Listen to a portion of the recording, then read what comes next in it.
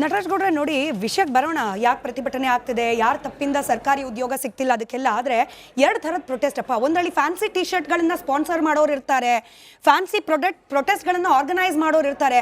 ಪಾಪ ಈ ಹುಡುಗ ಸರ್ಕಾರಿ ಉದ್ಯೋಗ ಬೇಕು ಅಂತ ಹೇಳಿ ನಿರೀಕ್ಷೆಯಲ್ಲಿ ಬೆಳಗ್ಗೆ ಝೊಮ್ಯಾಟೊ ಮಾಡಿಕೊಂಡು ಮಧ್ಯಾಹ್ನ ಓದ್ಕೊಂಡು ಇವಾಗ ಪ್ರೊಟೆಸ್ಟಿಗೆ ಬಂದಿರೋ ಟಿ ಶರ್ಟ್ ಹರಿದಿದ್ದಾರೆ. ಟಿ ಶರ್ಟ್ ತಗೊಳಕ್ ದುಡ್ಡಿಲ್ಲ, ಪೊಲೀಸರ ಕೈಲಿ ಹರಿಸಿದ್ದಾರೆ ಅಂತ ಹೇಳಿ. ಅಂದ್ರೆ ಎಂಥ ವೈಪರೀತ್ಯದಲ್ಲಿ ನಮ್ಮ ದೇಶದ ಯುವ ಸಮುದಾಯ ಇದ್ದಾರೆ. ಒಂದ್ ಕಡೆ ಫ್ಯಾನ್ಸಿ ಟಿ ಶರ್ಟ್ ಪ್ರೊಟೆಸ್ಟ್, ಇನ್ನೊಂದ್ ಕಡೆ ಪಾಪ ಕಷ್ಟಪಟ್ಟು ತಗೊಂಡಿರೋ ಟಿ ಶರ್ಟ್ ಹರಿದಾಕಿದ್ದಾರೆ ಅಂತ ಕಣ್ಣೀರ್ ಹಾಕ್ತಿದ್ದಾರೆ. ಹೌದು ನೋಡಿ, ಈ ಎರಡೂ ಪ್ರೊಟೆಸ್ಟ್ ಇದೆಯಲ್ಲ, ಈ ಎರಡೂ ಪ್ರೊಟೆಸ್ಟ್ಗಳು ಯುವಕರ ಆಕ್ರೋಶದ ಪ್ರತೀಕ.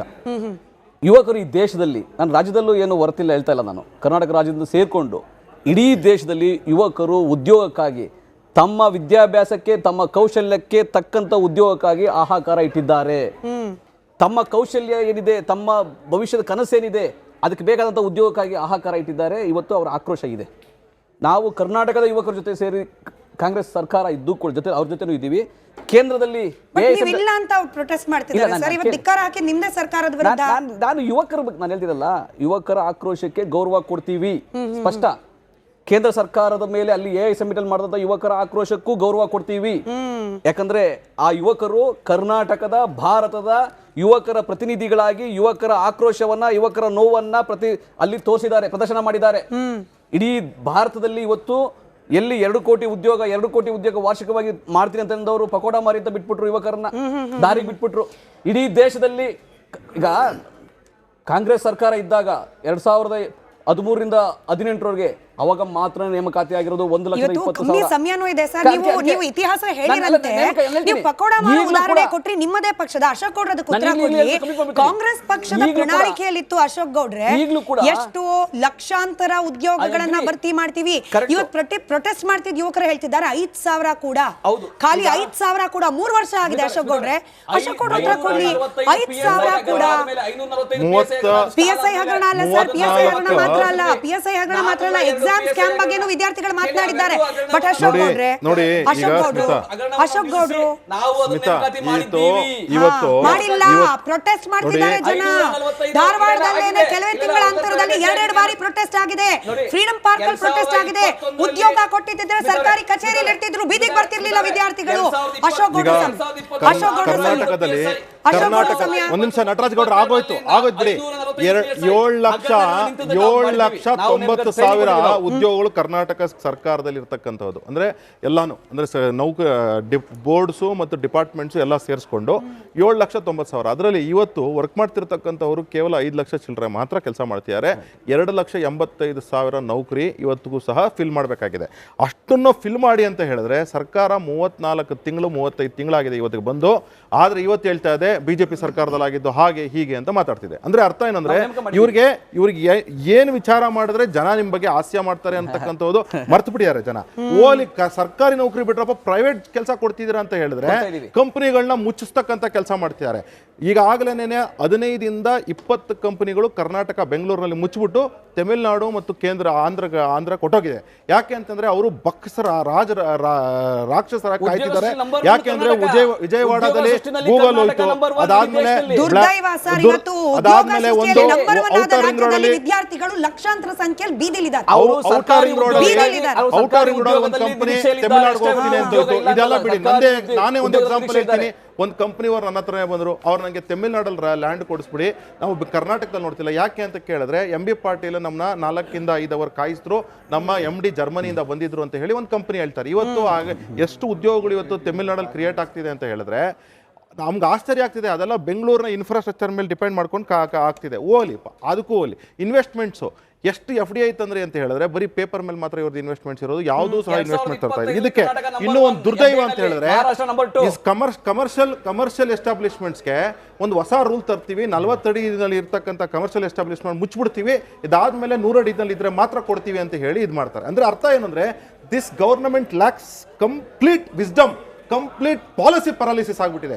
ಡಿ ಕೆ ಶಿವಕುಮಾರ್ಗಾಗ್ಲಿ ಅಥವಾ ಆಯ್ತು, ಸಿದ್ದರಾಮಯ್ಯವ್ರಿಗಾಗ್ಲಿ ಅಶೋಕ್ ಎಲ್ಲರಿಗೂ ಅವ್ರೆ, ವಿದ್ಯಾರ್ಥಿಗಳ ಬಗ್ಗೆ ಯುವ ನಿಧಿ ಕೊಡ್ತೀವಿ ಅಂತ ಹೇಳಿದ್ರು ಸ್ಮಿತಾ ಯುವ ನಿಧಿ ಕೊಡ್ತೀನಿ ಅಂತ ಹೇಳಿದ್ರು. Don't spoil it. ನಾನು ಇನ್ನು ಡಿ ಕೆ ಶಿವಕುಮಾರ್ ಅವರ ಹೇಳಿಕೆಯನ್ನು ಪ್ಲೇ ಮಾಡಿ ಪ್ರಶ್ನೆ ಕೇಳ್ತೀನಿ, 3,000 ರೂಪಾಯಿ ವಿಚಾರನ. ಬಟ್ ಯುವಕರು ಇವತ್ತು ಬೀದಿಲಿದ್ದಾರೆ, ಅವ್ರ ಕಷ್ಟದ ಬಗ್ಗೆ ಕೂಡ ಮಾತನಾಡೋಣಲ್ಲ. Politics will play later. Hariram sir ವಿದ್ಯಾರ್ಥಿಗಳ ಜೊತೆಯಲ್ಲಿ ಪ್ರತಿನಿತ್ಯ ಸಂಪರ್ಕದಲ್ಲಿರೋರು ಸರ್, ಕಣ್ಣೀರಾಗ್ತಿದ್ದಾರೆ ಸರ್. ಇವತ್ತು ವಿದ್ಯಾರ್ಥಿಗಳು ಎಜುಕೇಶನ್ ಲೋನ್ ಇರುತ್ತೆ, ತೀರ್ಸ್ಲಿಕ್ಕೆ ಆಗ್ತಾ ಇಲ್ಲ. ಪ್ರೈವೇಟ್ ಕೆಲಸಕ್ಕೆ ಸೇರ್ಕೊಂಡ್ಬಿಟ್ರೆ ಎಕ್ಸಾಮ್ಸ್ಗಳಿಗೆ ಪ್ರಿಪೇರ್ ಆಗ್ಲಿಕ್ಕೆ ಆಗೋದಿಲ್ಲ. ಅನೇಕರು ಝೊಮ್ಯಾಟೋನೋ, ಸ್ವಿಗ್ಗಿನೋ, ಬಾರು, ರೆಸ್ಟೋರೆಂಟ್ಗಳಲ್ಲಿ ಪಾರ್ಟ್ ಟೈಮ್ ಕೆಲಸ ಮಾಡ್ಕೊಂಡು ಸರ್ ಪೊಲೀಸ್ ಆಗಬೇಕು, ಸರ್ಕಾರಿ ನೌಕರಿ ಅಂದ್ರೆ ದೊಡ್ಡ ದೊಡ್ಡ ಇಲಾಖೆಗಳಲ್ಲಿ ಕೆಲಸ ಮಾಡಬೇಕು ಅಂತ ಕನಸು ಕಾಣೋರು ಇವತ್ತು ಲೋಟ ತೊಳ್ಕೊಂಡು ಬದುಕ್ತಿದ್ದಾರೆ ಸರ್. 3 ವರ್ಷ ಆಯ್ತು ಸರ್ಕಾರ ಬಂದು, 3 ಜಾಬನ್ನು ಕೂಡ ಕೊಡ್ತಾ ಇಲ್ಲ ಸರಿಯಾಗಿ ಅನ್ನೋದು ವಿದ್ಯಾರ್ಥಿಗಳ ಆಕ್ರೋಶ ಸರ್, ನಂದಲ್ಲ. ಹರಿರಾಮ್ ಸರ್, ಇದು ಖಂಡಿತವಾಗ್ಲೂ ಕೂಡ ಇದು ಸತ್ಯವಾದಂಥ ಮಾತು. ಏನಂತ ಹೇಳಿದ್ರೆ, ಇವತ್ತು ಒಂದು ಕಡೆ ನಮ್ಮ ನಟರಾಜ್ ಗೌಡರು ಹೇಳಿದಾಗೆ ವಿದ್ಯಾರ್ಥಿಗಳು ಸರ್ಕಾರದ ಮೇಲೆ, ಸರ್ಕಾರ ಉದ್ಯೋಗ ಸಿಕ್ಕಿದ್ರೆ ನಮ್ಮ ಬದುಕು ಬದಲಾಗ್ತದೆ, ನಮ್ಮ ಇಡೀ ಕುಟುಂಬದ ಭವಿಷ್ಯ ಉಜ್ವಲ ಆಗ್ತದೆ ಅನ್ನುವಂಥ ಕನಸಿನಲ್ಲಿ, ಒಂದು ಆಶಯದಲ್ಲಿ ಸರ್ಕಾರಿ ಉದ್ಯೋಗವನ್ನು ನಿರೀಕ್ಷೆ ಮಾಡೋದು ಸಹಜ. ಆದರೆ ನಮ್ಮ ನಟರಾಜ್ ಗೌಡರು ಹೇಳಿದಾಗೆ ಒಂದು ಕಡೆ ನೀವು ಎಲ್ಲರಿಗೂ ಸರ್ಕಾರಿ ಉದ್ಯೋಗ ಕೊಡಲಿಕ್ಕೆ ಸಾಧ್ಯ ಇಲ್ಲ. ಆದರೆ ಈಗ ಹತ್ರ 3 ಲಕ್ಷ 3 ಲಕ್ಷ ಉದ್ಯೋಗಗಳಂದರೆ 3 ಲಕ್ಷ ಕುಟುಂಬಗಳು ಸ್ವಾವಲಂಬಿಗಳಾಗಿ ಬದುಕುವಂಥ ಒಂದು ಮಾರ್ಗ ಅದು. ಅಂದರೆ 3 ಲಕ್ಷ ಕುಟುಂಬಗಳು ಒಂದೇ, ನನಗನ್ಸುತ್ತೆ ಒಂದು ವರ್ಷದಲ್ಲಿ ಬಡತನದಿಂದ ಹೊರಗೆ ಬರಲಿಕ್ಕೆ ಸಾಧ್ಯ ಆಗುತ್ತೆ. ಒಂದು ಖಾಸಗಿದು, ನಮ್ಮ ನಟರಾಜ್ ಗೌಡರು ಹೇಳಿದ್ರು ಖಾಸಗಿ ಉದ್ಯೋಗಗಳು ಜಾಸ್ತಿ ಸೃಷ್ಟಿ ಆಗ್ತಾ ಇದಾವೆ ಅಂತೇಳಿ. ನಾನು ನನ್ನ ಸ್ವಂತ ಅನುಭವ ಹೇಳ್ತೀನಿ. ಯಾಕಂದ್ರೆ ನಾನೊಂದು ಪಾವಗಡದಲ್ಲಿ ಭಾಳ ಕೆಲಸ ಮಾಡ್ತಾ ಇರೋದ್ರಿಂದ, ಪಾವಗಡದಲ್ಲಿ ನೀವು ಯಾವ ಹಳ್ಳಿಗಾದ್ರೂ, ಬಹುಶಃ ಕರ್ನಾಟಕದ ಎಲ್ಲ ತಾಲೂಕುಗಳು ಹೀಗೆ ಇದೆ, ಬಟ್ ನಾನು ಕಣ್ಣಾರೆ ಕಂಡಿರ್ತಕ್ಕಂಥದ್ದು. ಪಾವಗಡದ ನೀವು ಯಾವ ಹಳ್ಳಿಗಾದ್ರೂ ಹೋಗ್ರಿ, ಒಬ್ಬ ಯುವಕ ಅಲ್ಲಿ ಇಲ್ಲ. ಎಲ್ಲರೂ ಬೆಂಗಳೂರಿಗೆ ವಲಸೆ ಬಂದಿದ್ದಾರೆ. ಯಾಕೆ ವಲಸೆ ಬಂದಿದ್ದಾರೆ ಅಂದ್ರೆ, ಇವರು ಹೇಳಿದಾಗೆ ಖಾಸಗಿ ಕೆಲಸಗಳು ಕೂಡ ಅಷ್ಟೇ, ಇಲ್ಲಿ ಬಂದು ಮಲ್ಟಿನ್ಯಾಷನಲ್ ಕಂಪನಿಗಳು ಇನ್ನೊಂದು ಸೃಷ್ಟಿ ಮಾಡ್ತಕ್ಕಂಥ ಉದ್ಯೋಗಗಳು ಅಲ್ಲಿ ಹಾಕ್ತಾ ಇದೆ ಹೊರತು, ಆದರೆ ಸರ್ಕಾರಗಳು ತಾಲೂಕು ಮಟ್ಟದಲ್ಲಿ, ಹೋಬಳಿ ಮಟ್ಟದಲ್ಲಿ ಉದ್ಯೋಗಗಳನ್ನು ಸೃಷ್ಟಿ ಮಾಡುವಂಥ ಸಾಮರ್ಥ್ಯ ಇದ್ದರೂ ಕೂಡ ಒಂದೇ ಒಂದು ಉದ್ಯೋಗ ಸೃಷ್ಟಿ ಮಾಡ್ತಿಲ್ಲ. ಮತ್ತೆ ಬಹಳ ಮುಖ್ಯವಾಗಿ ನನಗನ್ಸೋದು, ಈ ಬಾರಿ ಅಂತೂ ಈ ಉದ್ಯೋಗದ ರೆಕ್ರೂಟ್ಮೆಂಟ್ ಯಾಕೆ ತಡ ಆಗ್ತಾ ಇದೆ ಅಂದರೆ, ಮೂಲವಾಗಿ ಇದಿರೋದೇ ಈ ಒಳ ಮೀಸಲಾತಿ ಇಶ್ಯೂ ಇದೆಯಲ್ಲ, ಅಲ್ಲಿ ಬಂದು ತಗಲಾಕೊಂಡಿದೆ. ಯಾಕಂದ್ರೆ ಒಳ ಮೀಸಲಾತಿಯನ್ನು ಸಿದ್ದರಾಮಯ್ಯನವರು ನಾನು ಬಂದ ತಕ್ಷಣ ಮಾಡ್ತೀನಿ ಅಂತ ಹೇಳಿ, ಒಳ ಮೀಸಲಾತಿಯಿಂದ ಸಿದ್ದರಾಮಯ್ಯನವರು ಮತ್ತು ಸಮಾಜ ಕಲ್ಯಾಣ ಸಚಿವರು ಇವರೆಲ್ಲ ಮಾಡಿದಂಥ ದೊಡ್ಡ ಕೆಲಸ ಏನಪ್ಪ ಅಂದರೆ, ಶೆಡ್ಯೂಲ್ ಕಾಸ್ಟಲ್ಲಿ ಬರ್ತಕ್ಕಂಥ ಎಡ ಮತ್ತು ಬಲರ ಒಬ್ಬರ ಮುಖ ಪರಿಚ್ಕೊಳ್ಳಂಗೆ ಮಾಡಿ, ಒಬ್ಬರನ್ನೊಬ್ಬರನ್ನ ಡಿವೈಡ್ ಮಾಡಿ, ಇವತ್ತು ದಲಿತರು ಒಬ್ರಿಗೊಬ್ರು ನಿಂತ್ಕೊಂಡು ಬೀದಿಗಳಲ್ಲಿ ಹೋರಾಟ ಮಾಡೋಕೆ ಮಾಡಿದ್ದಾರೆ. ಹಾಗಾಗಿ ಒಳ ಮೀಸಲಾತಿ ಜಾರಿ ಆಗದೆ ಇರೋದ್ರಿಂದ ನೀವು ರೆಕ್ರೂಟ್ಮೆಂಟ್ ಮಾಡಬೇಕಾದ್ರೆ ಅಲ್ಲಿ ಮೀಸಲಾತಿಯನ್ನು ನೀವು ಸರಿಯಾಗಿ ಕೊಡದೇನೆ ರೆಕ್ರೂಟ್ಮೆಂಟ್ ತಗೊಳಕ್ ಆಗಲ್ಲ. ಹಾಗಾಗಿ ಅದು it has been related to the ಒಳ ಮೀಸಲಾತಿ. ಅಂದ್ರೆ ಇದನ್ನ ಅಡ್ಡ ಇಟ್ಕೊಂಡು ಇವರು ದಲಿತ ಪರ ಸರ್ಕಾರ ಅಂತ ಹೇಳುವಂತವ್ರು, ಒಂದು ಕಡೆ ದಲಿತರ ಪರನೂ ಇಲ್ಲ, ಇನ್ನೊಂದು ಕಡೆ ಯುವಕರ ಪರನೂ ಇಲ್ಲ. ಹಾಗಾಗಿ ನನಗನ್ಸುತ್ತೆ ಬಹುಶಃ ಇದು ಹೀಗೆ. ಮತ್ತೆ ಇನ್ನೊಂದು ನೋಡಿ, ನೀವು ಎಲ್ಲೇ ಆಗಲಿ ಸರ್ಕಾರಿ ಉದ್ಯೋಗ ಯಾವುದೋ ಒಂದು ಅಟ್ಲೀಸ್ಟ್ ಒಂದು ಅಟೆಂಡರು ಅಥವಾ ಒಂದು ಕ್ಲರ್ಕ್ ಬಂದರೂ ಕೂಡ ನಿಮಗೆ PhD ಮಾಡಿದವರು, ಪೋಸ್ಟ್ ಗ್ರಾಜುಯೇಷನ್ ಮಾಡಿದವರು, ಇಂಜಿನಿಯರಿಂಗ್ ಮಾಡಿದಂಥ ವಿದ್ಯಾರ್ಥಿಗಳು ಕೂಡ ನಾವು ಆ ಕೆಲಸ ಮಾಡ್ಲಿಕ್ಕೆ ಸಿದ್ಧವಿದ್ದೀವಿ ಅಂತ ಅಂದರೆ ಯಾವ ಸ್ಥಿತಿಗೆ ಬಂದು ತಲುಪಿದ್ದೀವಿ ನಾವು. ಈಗ ನಮ್ಮಲ್ಲಿ ಜನಸಂಖ್ಯೆ ಜಾಸ್ತಿ ಆಗಿದೆ, ಸರ್ವಿಸಸ್ ಜಾಸ್ತಿ ಆಗಿದೆ, ಎಲ್ಲ ಮತ್ತೆ ಡಿಮ್ಯಾಂಡು ಜಾಸ್ತಿ ಆಗಿದೆ. ಹಾಗಾದ್ರೆ ಉದ್ಯೋಗಗಳು ಜಾಸ್ತಿ ಆಗ್ಬೇಕಾಗಿತ್ತು. ಆದ್ರೆ ಯಾಕೆ ಉದ್ಯೋಗಗಳು ಜಾಸ್ತಿ ಆಗ್ತಾ ಇಲ್ಲ? ಅರ್ನಿಂಗ್ ಕೆಪಾಸಿಟಿ ನಮ್ಮಲ್ಲಿ ಕಡಿಮೆ ಇದೆ. ಅದಕ್ಕೆ ಇವತ್ತು ಸರ್ಕಾರ ಗ್ಯಾರಂಟಿ ಯೋಜನೆಗಳು ಕೊಟ್ಟಿದೆ. ಅಂದ್ರೆ ಇವ್ರಿಗೂ ಗೊತ್ತಿದೆ, ನಮ್ಮ ರಾಜ್ಯದ ಯುವಕರಿಗೆ ಉದ್ಯೋಗ ಕೊಡ್ತಾ ಇಲ್ಲ ನಾವು, ನಮ್ಮ ರಾಜ್ಯದ ಪ್ರತಿಯೊಂದು ಕುಟುಂಬ ಸ್ವಾವಲಂಬಿಯಾಗಿ ಬದುಕಲಿಕ್ಕೆ ಆಗ್ತಾ ಇಲ್ಲ ಅಂತ ಹೇಳಿ ಇವರು ಗ್ಯಾರಂಟಿ ಹೆಸರಲ್ಲಿ 2,000 ರೂಪಾಯಿ ಕೊಡ್ತೀವಿ ನಿಮ್ಗೆ, ಅದು ಕೊಡ್ತೀವಿ. ನಾನು ಹೇಳೋದು 2,000 ರೂಪಾಯಿ ಕೊಡೋದಲ್ಲ ಸಮಯ, 2 ರೂಪಾಯಿ ಕೆಜಿ ಅಕ್ಕಿ ಕೊಡೋದಲ್ಲ ಸಮಯ, ಆ ಮನೆಯಲ್ಲಿ ದುಡಿಯುವಂತ ಒಂದು ಕೈಗೆ ಉದ್ಯೋಗ ಕೊಡಿ. ನಿಮ್ಗೆ 2,000 ಕೊಡ್ತಾರ ಅವ್ರು ವಾಪಸ್, ಸರ್ಕಾರಕ್ಕೆ 2,000 ವಾಪಸ್ ಕೊಡ್ತಾರ.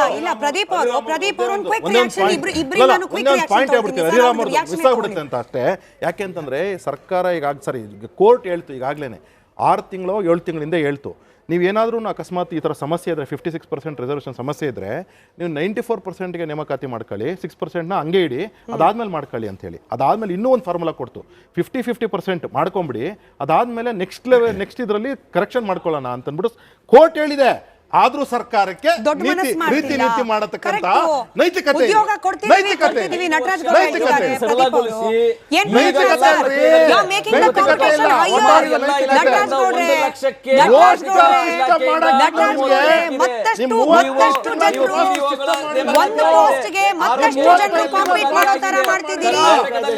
ವಯಸ್ಸಿನ ಮಿತಿ ಹೆಚ್ಚು ಮಾಡಿ ಮತ್ತಷ್ಟು ಜನ ಕಾಂಪೀಟ್ ಮಾಡೋ ತರ ಮಾಡ್ತಿದ್ದೀರಿ. ಪ್ರದೀಪ್ ಸರ್ ಲೆಕ್ಕ ತಪ್ಪಿದ್ರೆ ಕರೆಕ್ಟ್ ಮಾಡ್ಲಿ ಪ್ರದೀಪ್ ಅವರು, ಕ್ಷಮೆ ಇರಲಿ ನಟರಾಜ್ ಗೌಡ್ರು. ಶಿಕ್ಷಣ ಇಲಾಖೆಯಲ್ಲಿ ಸರಿ ಸುಮಾರು 79,000 ಹುದ್ದೆಗಳು ಬಾಕಿ ಇದೆ, ಖಾಲಿ ಇದೆ. ಆರೋಗ್ಯ ಇಲಾಖೆ 37,000, ಒಳಾಡಳಿತ 28,000. ಸರ್ ಪಟ್ಟಿ ಹಾಕ್ತಾ ಹೋದ್ರೆ 2,50,000. ಹರಿರಾಮ್ ಸರ್ ಹೇಳ್ದಾಗೆ ಇದು ಕೇವಲ 2 ಲಕ್ಷ ಮಂದಿಗೆ ಉದ್ಯೋಗ ಅಲ್ಲ, ಅವರನ್ನ ಅವಲಂಬಿತವಾಗಿರೋ ಕುಟುಂಬಗಳಿಗೆ ಜೀವನದ ಮಾರ್ಗ ಸರ್.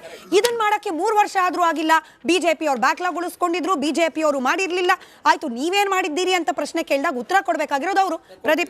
ಪ್ರದೀಪ್ ಅವರು ಉತ್ತರ ಕೊಡ್ಲಿ. ಇಡೀ ಕಾಂಗ್ರೆಸ್ ಒಂದು ತಿಳ್ಕೋಬೇಕಾದ ಏನಪ್ಪ ಅಂತಂದ್ರೆ, ಕಾಂಗ್ರೆಸ್ಸು ಯಾವಾಗಲೂ ಹೇಳುತ್ತೆ ನಾನು ಹೋರಾಟ ಮಾಡ್ಕೊಂಡು ಬಂದಿದ್ದೀವಿ, ಈ ದೇಶಕ್ಕೋಸ್ಕರ ಸ್ವತಂತ್ರಕ್ಕೋಸ್ಕರ ಹೋರಾಟ ಮಾಡಿದ್ದೀವಿ ಅಂತ ಹೋರಾಟ ಹಿನ್ನೆಲೆಯನ್ನು ಹೇಳ್ಕೊಳ್ತಕ್ಕಂತಹ ಕಾಂಗ್ರೆಸ್ ಪಕ್ಷ ಇವತ್ತು ಹೋರಾಟ ಮಾಡ್ತಾ ಇದ್ದಕ್ಕಂತಹ ವಿದ್ಯಾರ್ಥಿಗಳ ಮೇಲೆ ಅಲ್ಲೇ ಮಾಡಿರ್ತಕ್ಕಂಥದ್ದು ಇದೆಯಲ್ಲ, ಅದನ್ನ ಖಂಡಿಸ್ತಾ ಈಗ ಮೊದಲನೇದಾಗಿ 2013ರಿಂದ 2018ರವರೆಗೆ ಟೋಟಲ್ ಬ್ಯಾಕ್ಲಾಕ್ ಇದ್ದಂಥದ್ದು 1,75,000 ಹುದ್ದೆಗಳು. ಅದಾದಮೇಲೆ ನೀವು ಅಧಿಕಾರಕ್ಕೆ ಬರೋ ಬಂದಾಗ 2023ವರೆಗೆ 2,64,000 ಹುದ್ದೆಗಳು ಬರ. ಆದರೆ ಟ್ವೀಟ್ ಮಾಡ್ತಾರೆ ಸಿದ್ದರಾಮಯ್ಯನವರು, ಎರಡನ್ನೂ ಸೇರಿಸಿ 2,64,000 ಹುದ್ದೆಗಳು ನಾನು ಅಧಿಕಾರಕ್ಕೆ ಬರುವಾಗ 2023ರಲ್ಲಿ ಖಾಲಿ ಇತ್ತು ಅಂತ ಹೇಳ್ತಾರೆ. ಆದರೆ ಅವರೇ ಅಧಿಕಾರದಲ್ಲಿದ್ದಾಗ 1,75,000 ಇದ್ದದನ್ನ ಮುಚ್ಚಿಡ್ತಾರೆ. ಇದು ಸಿದ್ದರಾಮಯ್ಯನವರು ಟ್ವೀಟು. ಆದರೆ ಸಿದ್ದರಾಮಯ್ಯನವರು ಅಧಿಕಾರಕ್ಕೆ ಬಂದ ಮೇಲೆ ಮಾಡಿದಂಥ ಮೊದಲನೇ ಮಿಸ್ಟೇಕ್ ಏನಪ್ಪ ಅಂದ್ರೆ, ಆಗ ಹರಿರಾಮ್ ಸರ್ ಹೇಳಿದಾಗ ಒಳ ಮೀಸಲಾತಿಯನ್ನು 56% ಮಾಡಿದ್ರು. ಆ ರಿಸರ್ವೇಷನ್ ಮಾಡಿದ್ರು, ರಿಸರ್ವೇಷನ್ನ ಕೋರ್ಟ್ ಮುಂದೆ ಹೋಯ್ತದ್ದು, ಟ್ರಿಬ್ಯುನಲ್ ಮುಂದೆ ಹೋಯ್ತು. ಟ್ರಿಬ್ಯುನಲ್ ಅದನ್ನು ಕ್ವಾಶ್ ಮಾಡಿದ್ರು. Yes, Indira Sawhney case already decide ಆಗಿದೆ, ಸೊ ನೀವು ಅದನ್ನು ಮಾಡೋಕ್ಕಾಗಲ್ಲ ಅಂತೇಳಿ ಡಿಸೈಡ್ ಮಾಡಿದ್ರೆ ಮತ್ತೆ ಅದನ್ನು ಹೈಕೋರ್ಟ್ಗೆ ಚಾಲೆಂಜ್ ಮಾಡಿದ್ರು. ಇವತ್ತರೆಗೂ ಆ ಕೇಸನ್ನ ಏನೂ ಮಾಡಿಲ್ಲ. ಇವತ್ತರೆಗೂ ಆ ಕೇಸ್ ಪೆಂಡಿಂಗ್ ಇದೆ. ಆ ಕೇಸ್ ಪೆಂಡಿಂಗ್ ಇರೋದ್ರಿಂದ ಇವತ್ತರೆಗೂ ನೀವು ರಿಕ್ರೂಟ್ಮೆಂಟೇ ಮಾಡೋಕ್ಕಾಗಿಲ್ಲ. ಇದು ನಿಮ್ಮ ದೊಡ್ಡ ಲೋಪ. ರಿಕ್ರೂಟ್ಮೆಂಟ್ ಯಾಕೆ ಆಗ್ತಿಲ್ಲ ಅಂದರೆ ಇದೇ ಕಾರಣಕ್ಕೋಸ್ಕರ ಆಗ್ತಾ ಇಲ್ಲ. ಆಯಿತು, ಇದೇ ಕುಮಾರಸ್ವಾಮಿ ಅವರು ಹಿಂದೆ ಅಧಿಕಾರದಲ್ಲಿದ್ದಾಗ 57,000 ಟೀಚರ್ಸ್ನ ಅಪಾಯಿಂಟ್ಮೆಂಟು, ದೇವೇಗೌಡರು 1,07,000 ಟೀಚರ್ಸ್ನ ಅಪಾಯಿಂಟ್ಮೆಂಟು, ಪಬ್ಲಿಕ್ ಸ್ಕೂಲ್ಗಳನ್ನ ಓಪನ್ ಮಾಡಿ ಅದಕ್ಕೆ ರಿಕ್ರೂಟ್ಮೆಂಟ್ ಕೊಟ್ಟರು ಕುಮಾರಣ್ಣ. ಅದಾದಮೇಲೆ ನೀವು ಯಾವ ಇದೆಯಲ್ಲ ಏನದು ಚೈನಾ ವಿತ್ ಕಾಂಪಿಟ್ಟು, ನೀವು ಅದನ್ನು ಮಾಡಿ ಉದ್ಯೋಗವನ್ನು ಸೃಷ್ಟಿ ಮಾಡಲಿಕ್ಕೋಸ್ಕರ ಅವರು 0% ಬಡ್ಡಿಗೆ ಹಣವನ್ನು ಕೊಟ್ಟು ನೀವು ಇಂಡಸ್ಟ್ರಿ ಸ್ಟಾರ್ಟ್ ಮಾಡಿ ಅಂತ ಹೇಳಿದ್ರು. ಅದಾಯ್ತಾ? ಅದಾದಮೇಲೆ ಬೀದಿ ಬರಿ ವ್ಯಾಪಾರಗಳಿಗೆ ಕೊಟ್ಟರು, ವ್ಯಾಪಾರ ಮಾಡೋಕ್ಕೆ ಸ್ಟಾರ್ಟ್ ಮಾಡೋಕ್ಕೆ ಕೊಟ್ಟರು. ಇದೆಲ್ಲವನ್ನೂ ಒಳಗೊಂಡಾಗೆ ಜೊತೆಗೆ ಕುಮಾರಣ್ಣವರು, ದೇವೇಗೌಡರು ಯಾವಾಗೆಲ್ಲ ಅಧಿಕಾರಕ್ಕೆ ಬಂದಿದೆ, ಜನತಾ ಪರಿವಾರಿಗೆ ಅಧಿಕಾರಕ್ಕೆ ಬಂದಿದೆ, ಅವತ್ತೆಲ್ಲವೂ ಕೂಡ ಇಂಡಸ್ಟ್ರಿಗಳನ್ನ ಓಪನ್ ಮಾಡಕ್ಕಿರ್ಬೋದು, ಕಂಪನಿಗಳನ್ನ ಓಪನ್ ಮಾಡಕ್ಕಿರ್ಬೋದು. ನೀವು ITBT ತಗೊಂಡ್ಬಂದಿದ್ದು ನಿಮ್ಮ ಪಕ್ಷದ ಸಾಧನೆಯನ್ನು ಡಿಫೆಂಡ್ ಮಾಡ್ಕೊಳ್ತೀರಿ. ಬಟ್ ಈಗ ವಿದ್ಯಾರ್ಥಿಗಳಿಗೆ ಬೇಕಾಗಿರೋದು ಇವತ್ತಿನ ಪ್ರಾಬ್ಲಮಿಗೆ ಇವತ್ತಿನ ಸೊಲ್ಯೂಷನ್. KPSCಗೆ ಯಾರನ್ನ ಅಪಾಯಿಂಟ್ ಮಾಡಿದ್ರು ಮೇಡಮ್? ಒಬ್ಬ ಕರಪ್ಟರ್ನ ಅಪಾಯಿಂಟ್ ಮಾಡಿ ಇಡೀ KPSCನ ಅಧೋಗತ ಮಾಡಿಬಿಟ್ರು. ಅದು ಕಾರಣ ಯಾರು ಅಂದ್ರೆ ಸಿದ್ದರಾಮಯ್ಯನವರು. ಯಾರನ್ನ ಅಪಾಯಿಂಟ್, ಒಬ್ಬ ಭಟ್ ಅಂತ ಒಬ್ಬ ಅಯೋಗ್ಯನ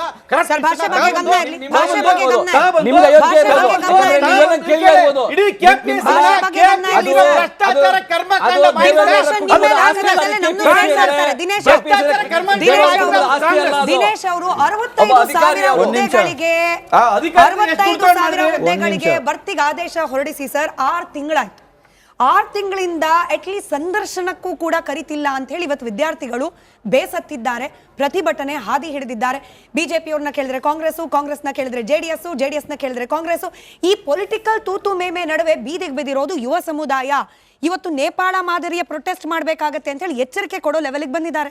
ಇದು ಒಂದು ಏನಂದರೆ ಯೂತ್ಸು ಫ್ರಸ್ಟ್ರೇಟೆಡ್.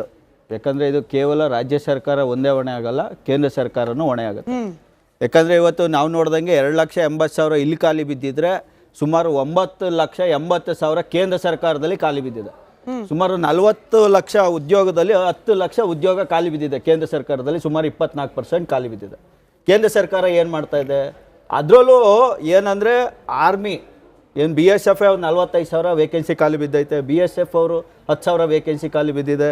ಈ ತರ IAS ಅವ್ರದ್ದೇ 2,800 ಖಾಲಿ ಬಿದ್ದಿದೆ. IAS, IPS, IRS ಅವ್ರದ್ದು. ಈ ತರ ಸ್ವಾಮಿ ಎಲ್ಲ ನೀವು ತಾಳಿ